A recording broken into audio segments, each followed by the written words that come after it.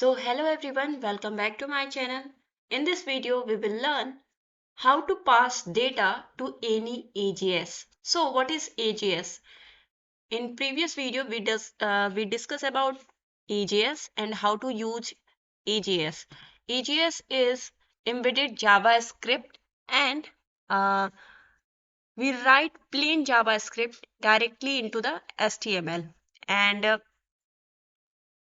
अगर आपको कोई भी टेम्पलेटिंग क्रिएट करनी है तो आप EJS का यूज कर सकते हैं और उस टेम्पलेटिंग की हेल्प से आप different kind of data send करके डिफरेंट काइंड के पेज क्रिएट कर सकते हैं बट वो सारे पेज सेम लेआउट सेम टेम्पलेटिंग को फॉलो करते होंगे। जैसे कि किसी भी यूजर कोई भी इंस्टाग्राम का यूजर है तो जब आप उसका प्रोफाइल देखते हैं तो उसके प्रोफाइल में आपको सिमिलर सा लेआउट सबके प्रोफाइल में मिलेगा। उसका यूजर नेम होगा, उसके पोस्ट कितने हैं वो होगा, फॉलोअर्स कितने हैं, फॉलोइंग कितनी है, हाइलाइट्स दिखेंगे, फिर हमारे पास एक पोस्ट सेक्शन होगा, रील सेक्शन होगा और एक टैग सेक्शन होगा। तो ये सारी चीजें कॉमन रहती हैं बट डिफरेंट क्या होता है कि उनकी इंफॉर्मेशन डिफरेंट रहती है बट लेआउट और टेम्पलेटिंग सेम होता है। तो हम अब क्या करेंगे कि व्यू में हम एक EGS क्रिएट करेंगे, रोल डाइस डॉट EGS, और ये हमारा EGS पेज क्रिएट हो गया है। इसका स्टाइलिंग हम ऐसे दे देते हैं, रोल डाइस, एंड यहाँ पर हम क्या करेंगे कि अपने बैकएंड में एक कोड लिखेंगे कि अगर रोल डाइस राउट पर कोई रिक्वेस्ट आए, ऐप डॉट गेट, एंड यहाँ पर हम मैन्युअली सारी चीजें करेंगे। तो यहाँ पर हम चाह रहे हैं कि रोल डाइस पर अगर कोई रिक्वेस्ट आए तो हम एक कॉल बैक को एग्जीक्यूट करेंगे और ये कॉल बैक क्या परफॉर्म करेगा, ये कॉल बैक परफॉर्म करेगा, एक रिस्पॉन्स सेंड कर देगा जिसमें ये होगा हमारे पास की रोलिंग द डाइस। ठीक है, तो सबसे पहले हम अपना ब्राउजर ऑन करते हैं और इस पे HTTP रिक्वेस्ट क्रिएट करेंगे। यहाँ पर हमारा स्लैश रोल डाइस राउट था, तो अभी तो हमारा भी सर्वर ऑन नहीं है, तो हमारे पास रिस्पॉन्स इस तरीके का आया, this site can not be reached. तो हम अपना सर्वर ऑन कर लेंगे यूजिंग नोडमॉन और server.js। तो सर्वर हमारा ऑन हो गया है और यहाँ आएगा server is listening on port number 5000। अब इसको हम लोग फिर से रिक्वेस्ट सेंड करेंगे। जैसे ही हमने रिक्वेस्ट सेंड किया हमारे पास रिस्पॉन्स जो हमने सेंड किया था रोलिंग द डाइस वो हमारे पास रिस्पॉन्स आ गया है। बट यहाँ पर हम चाह रहे हैं कि रिस्पॉन्स जो हम सेंड कर रहे हैं वो एक EGS की फाइल हो, यानी कि एक टेम्पलेटिंग सेंड करे। तो उसके लिए हमें टेम्पलेटिंग को क्रिएट करना पड़ेगा। तो हमने टेम्पलेटिंग तो क्रिएट की है, यहाँ पर हमने टेम्पलेटिंग क्रिएट की है और इस टेम्पलेटिंग में हम चाह रहे हैं कि ये जो रोल डाइस लिख रहा है ना, तो यहाँ पर हम चाहते हैं कि एक रैंडम नंबर हमें मिले 1 to 6 के बीच में। तो हमें पता है कि कभी भी जावास्क्रिप्ट आपको लिखना हो और उसकी आउटपुट वैल्यू अगर आपको दिखानी हो तो आप EGS टैग का यूज करते हैं, विच इज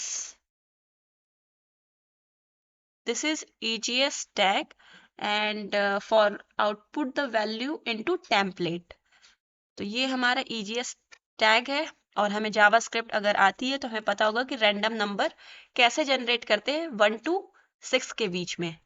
हम यूज करेंगे math.floor का और यहाँ सजेशन भी आ रहा है math.random फंक्शन का यूज करेंगे, मल्टीप्लाई करेंगे 6 से और +1 इसलिए ऐड करते हैं क्योंकि math.random नंबर जो है वो 0 से लेके मतलब उसमें ना 1 एक्सक्लूड रहता है, यानी कि 1 यू नहीं आएगा, तो उसको ऐड करके हम 1 to 6 के बीच में नंबर ला सकते हैं।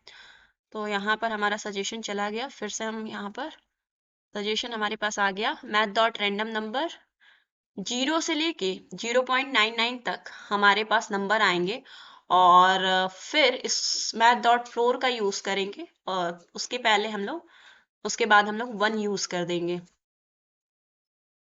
तो इससे हमारा 1 to 6 के बीच में नंबर आ जाएगा। तो अभी अगर हम इसको यहाँ हमने इसको रेंडर तो कराया नहीं है सर्वर डॉट जेएस में, तो हम चाहते हैं कि ये रिस्पॉन्स ना सेंड करके हम रिस्पॉन्स डॉट रेंडर का यूज करें और रोल डाइस ईजीएस को रेंडर करें।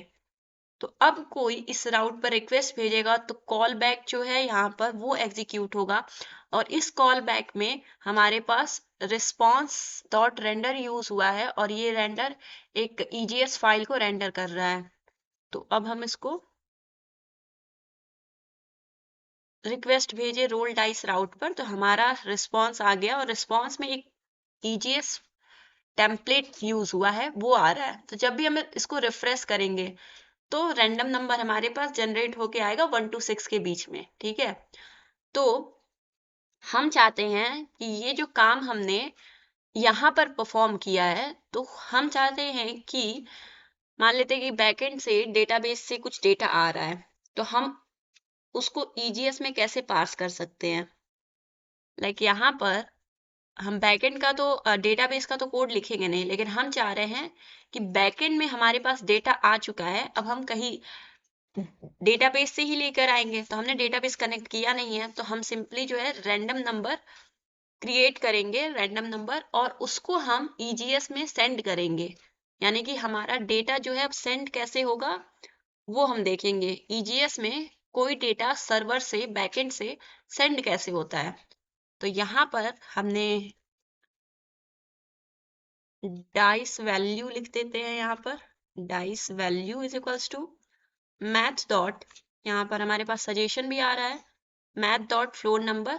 और हमें जब रिस्पॉन्स सेंड करना हो तो यहाँ पर हम सिंपली ऐसे लिख सकते हैं डाइस वैल्यू, बस। तो ये हमारा response roll dice dot EGS तो सेंड होगा, लेकिन उसके साथ साथ एक डेटा भी हम इंफॉर्मेशन भी पास कर रहे हैं ये ईजीएस वाली फाइल को। अब ये ईजीएस फाइल इसको कैसे यूज करेगा, तो वो जो नेम होना चाहिए वो सेम यहाँ पर हम यूज कर सकते हैं।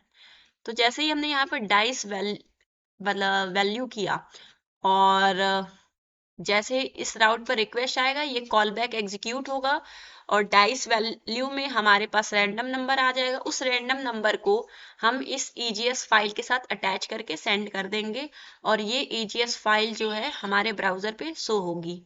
तो अभी भी जब हम रिक्वेस्ट कर रहे हैं तो हमारा कोड सेम तरीके से वर्क कर रहा है, प्रॉपर तरीके से।